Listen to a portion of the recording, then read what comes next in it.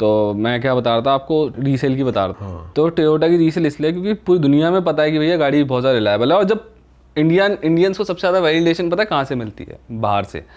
बाहर की वैलिडेशन चाहिए होती है लोगों को, इंडियंस को खासकर। अगर किसी अंग्रेज़ ने बोल देना कि टोयोटा बहुत ज़्यादा अच्छी है, क्योंकि टोयोटा बहुत क्या है कि टोयोटा अक्सर ना कई साल ऐसा होता है कि वो फोर्ड से भी ज़्यादा बिक रही होती है अमेरिका के अंदर। ट्रम्प को ये वाली बातें बुरी भी लगती हैं बहुत ज़्यादा कि हमारे ब्रांड्स नहीं बिक रहे, बाहर के जापानी ब्रांड आके ज़्यादा बिक रहे हैं। ये वाली चीज़ होती है, इसकी वजह से ना वो उतना पसंद नहीं करते। वो क्या नाम है, इसकी वजह से इंडियंस को ये वह है भी बात, लेकिन एक वैलिडिटी मिली है कि भैया ये गाड़ी रिलायबल है। और सेम चीज़ फिर की हिंडा किया के साथ भी है।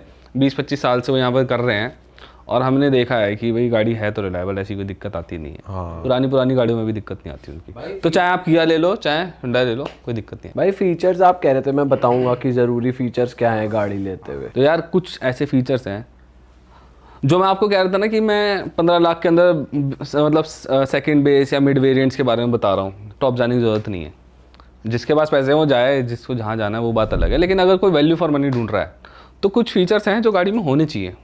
10-11 फीचर्स की ऐसी लिस्ट है। एक तो आपके ABS होना चाहिए गाड़ी के अंदर, वो सब में आ रहा है, वो तो हो गया। 6 एयरबैग्स अब वो स्टैंडर्ड हो गए हैं।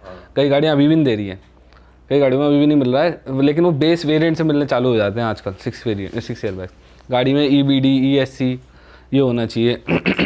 ये सेफ्टी फीचर्स हो गए सारे, ठीक है। फिर अगर आप बात करो सनरूफ को, मैंने इस लिस्ट से हटा रखा है, मेरे को नहीं लगता सनरूफ की ज़रूरत है, क्योंकि वो एसेंशियल फीचर नहीं है। और ऐसा भी फीचर नहीं है जैसे वो होता है ना कि भाई मज़ा आता है। वो आपको मज़ा कहाँ, इंडिया की धूल भरी उसके अंदर कभी धूप बहुत ज़्यादा हो रही है, बारिश के मौसम में जब बारिश खत्म हो गई या पहाड़ों पे कहीं चले गए, उसमें भी ये है कि बारिश, कई रील्स ऐसी आती है कि बारिश ज़्यादा हो जाती है तो पर लीक हो जाता है। सनरूफ के अंदर वो नहीं होता है, क्या नाम है कि वाटर प्रूफ नहीं होती है। पानी अंदर हमेशा जाता है, सनरूफ के साइड में से जाता है, लेकिन वहाँ चैनल्स बने होते हैं, चैनल से नीचे जाना होता है। लेकिन चैनल ब्लॉक हो गया तो वो पानी गाड़ी के अंदर ही गिरने लग जाता है। तो मेंटेनेंस है जिसको लेकर आपको अवेयर होना चाहिए। और अगर आप नहीं खोल रहे हो सनरूफ ज़्यादा तो फिर उस मेंटेनेंस को करने की ज़रूरत ही क्या है, झेलने की ज़रूरत क्या है? बच्चे भी जिद करते हैं बाहर निकलना है, वो भी एक दिक्कत हो जाती है, फिर है ही नहीं तो निकलेंगे कहाँ से। तो सनरूफ मेरे को लगता ज़रूरी है।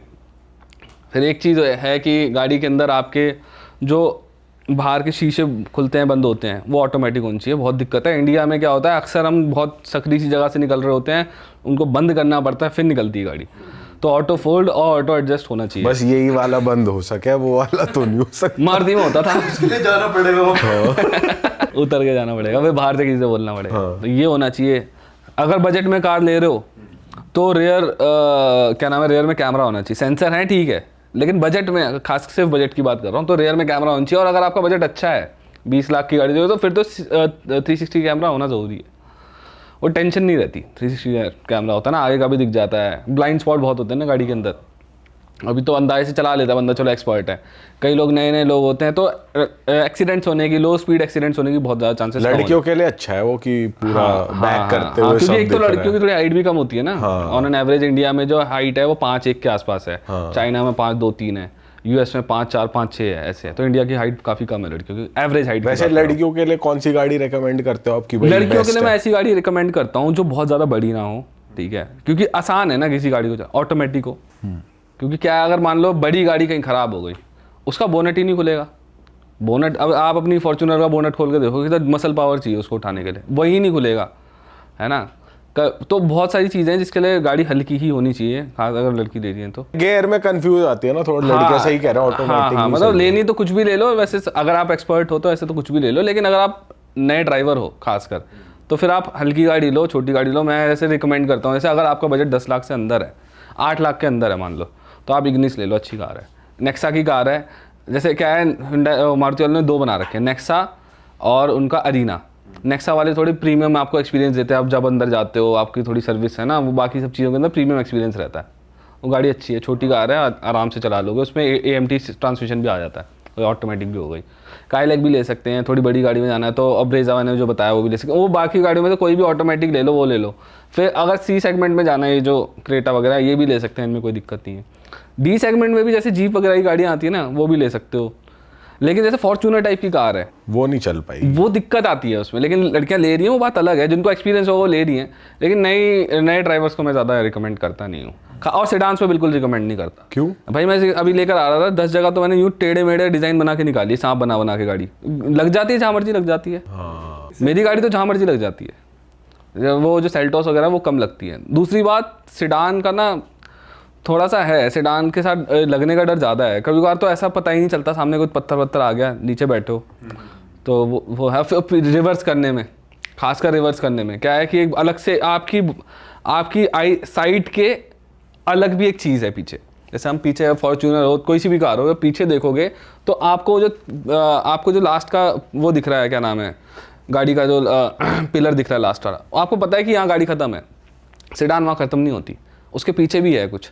तो वो वही है कि दिक्कत थोड़ी ज़्यादा है, इसलिए मैं सबको नए ड्राइवर्स को, चाहे आदमी हो चाहे औरत हो, किसी को मैं ज़्यादा रिकमेंड नहीं करता। सही बात। तो इस तरह की गाड़ियाँ मेरे हिसाब से ज़्यादा सही रहती है। भाई हम एसेंशियल्स की बात कर रहे थे, सनरूफ नहीं होनी सनरूफ ज़रूरत नहीं है, अगर मतलब लेने वाला ले सकता है, मतलब अगर आप बजट में आ रही है तो ठीक है। हाँ, बजट में नहीं आ रही तो कोई ज़रूरत नहीं है उस चीज़ की।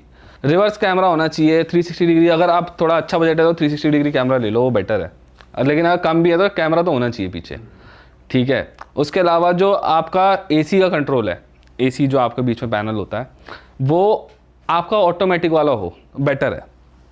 क्योंकि क्या होता है कि जब वो वाला होता है ना, पुरानी पहले गाड़ियों में आता था मैनुअल एसी, उसमें आप टेम्परेचर कंट्रोल नहीं कर सकते हो।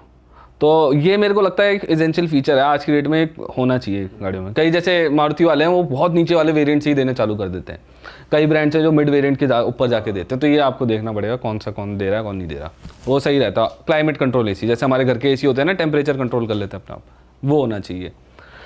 इसके अलावा गाड़ी में स्क्रीन ज़रूर होनी चाहिए। मेरे को ऐसे बहुत सारी स्क्रीन पसंद नहीं है, लेकिन इन्फोटेनमेंट स्क्रीन होनी चाहिए, उसमें एप्पल कारप्ले और एंड्रॉयड ऑटो होना चाहिए। क्यों? नेविगेशन आसान है। क्या होता है कि अगर आप बहुत बजट में भी गाड़ी देख रहे हो और आपने स्क्रीन वगैरह नहीं ली है, तो अब आप अपने फ़ोन को लगाते फिरोगे, सेफ्टी हैज़ार्ड है एक्चुअली। फिर आप उसमें ढूंढोगे कि क्या नाम है, इस जगह पे जाना है, फ़ोन उठाओगे, फ़ोन में छोटी स्क्रीन होती है, लिखना मुश्किल है, सब कुछ मुश्किल है। तो स्क्रीन होनी चाहिए, अच्छी होनी चाहिए, लैगी ना हो, वो सब हो, इंफोटेनमेंट वाली स्क्रीन होनी चाहिए। बजट की बात कर रहा हूँ। म्यूज़िक सिस्टम होना ही चाहिए, मेरे को लगता है वो हर गाड़ी में होना चाहिए। म्यूजिक सिस्टम कौन सा बढ़िया रहता है? म्यूज़िक सिस्टम सब ब्रांड्स की ना अलग अलग ब्रांड्स के साथ कोलैबोरेशन होती है। कुछ तो अनब्रांडेड होते हैं, जो फिर ये क्या होता है, ऑब्वियसली कार ब्रांड्स नहीं बनाते स्पीकर वगैरह, कार ब्रांड्स बहुत कम चीज़ें बनाते हैं एक्चुअली अपनी गाड़ी के अंदर, ग्लास तक, मिरर तक नहीं बनाते अपने, वो बहुत सारी कंपनी मिंडा वगैरह हैं वो बनाती हैं उनके। ऐसे म्यूज़िक सिस्टम का ऐसे नहीं कह सकते कि कौन सा बढ़िया है कौन सा नहीं है, लेकिन हर्मन कार्डन एक ऐसा ब्रांड है जिसका बड़ा नाम है म्यूज़िक सिस्टम में। JBL भी अच्छा बना रहा है। तो ये मैंने एक चीज़ देखी है कि बड़े मैंने क्या देखा कि बड़े बड़े नाम वाले जो ब्रांड्स हैं ना म्यूज़िक सिस्टम के अंदर, उनके भी कई बार छोटे ब्रांड से कम अच्छा आउटपुट आते हैं। तो ये ऐसे नहीं कह सकते कि क्योंकि ना ये ब्रांड का, कार ब्रांड का, और जो म्यूज़िक क्या नाम है उसका है, कंपोनेंट बनाने वाली कंपनी का जो कोलैबोरेशन होता है ना, उस पर भी बहुत ज़्यादा डिपेंड करता है। करेक्ट। हाँ, ये उस पर बहुत डिपेंड करता है। वो वाला नहीं है आपकी सैनहाइजर के हेडफोन लगा लिए, क्योंकि वो तो आपके दो कान है ना, गाड़ी का साइज़ अलग है, हाइट अलग है, किस तरीके से प्लेसमेंट कर रहे हैं, वो कभी कभार बहुत अच्छा निकल आता है। एडास कैसा लगता है आपको एज अ फीचर? एडास था मेरे को थोड़ा सा इंट्रूसिव लगता है। मुझे क्या लगता है, एडास जैसे जो लेन कीप असिस्ट होता है, गाड़ी बाहर जा रही है तो लेन में आ जाती है वापस, वो क्या होता है कि काम तो वो करता है, लेकिन कई बार कई गाड़ियों में उतने अच्छे से काम नहीं करता। फिर और अगर आप उस पर रिलाय करने लग जाओ और वो काम भी नहीं कर रहा ठीक से, तो फिर वो खतरनाक बात है। इससे अच्छा तो आपको पता है कि मेरी गाड़ी अपने आप नहीं चल सकती, तो आप ज़्यादा अवेयर रहोगे ना। अरे वाह, आपने ये वीडियो यहाँ तक देख ली भाई, तुमने हमारी मेहनत सफल कर दिया। तुम ही लोग हो असली रियल हिट। और अगर आपको बहुत मजा आ रहा है ऐसी क्लिप्स में, ऐसी वीडियोस में, तो फटाफट जाइए प्लेलिस्ट पे, बिंज वॉच कीजिए, सारी वीडियोस देख डालो और मौज काटो। That is it. हम मिलेंगे नए पॉडकास्ट में, नए क्लिप में। Till then bye bye, see you, take care, do subscribe.